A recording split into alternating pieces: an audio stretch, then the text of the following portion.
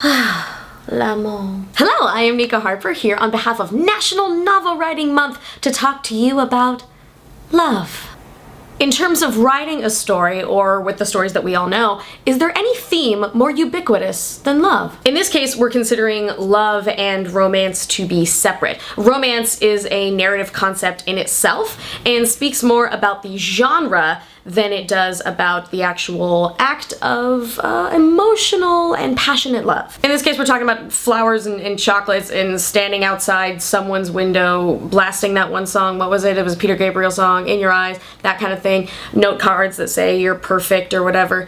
Actually, that's kind of creepy, but same kind of idea. Now, currently we are on week 2 of National Novel Writing Month, which means it might be the perfect time for you to think about what kind of role love plays in the story that you're creating. Love and attraction can add a lot to the story that you're currently telling. Also, it is considered a natural reaction in many ways of life, and it can fundamentally change a character's ideas, motives, or actions. Plus, it adds a storytelling possibility for humor or tragedy or emotional impact. While your story might not be centered on the concept of attraction or love, it's rather rare that it leaves it out entirely. In fact, avoiding the topic seems to be a commentary in itself. So this mini-series talks a lot about what has been done before, particularly the idea of tropes.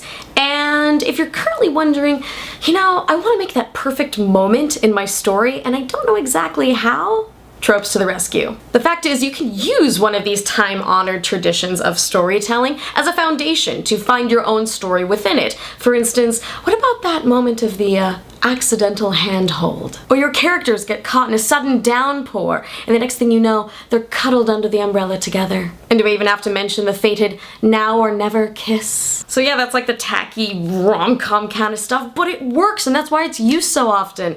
And doesn't it seem fun to kind of try that out for yourself sometimes? What if instead of being caught in the rain, they're caught in a storm of frogs? Yeah, frog storm. And they have to get really close, otherwise there'll be frog guts on them everywhere. And that's the now or never kiss, because maybe they'll get turned into frogs. I don't know. Apparently frogs is a thing. Frogs is a thing! Gonna write a story about frogs. Love can arrive in your story in all sorts of forms.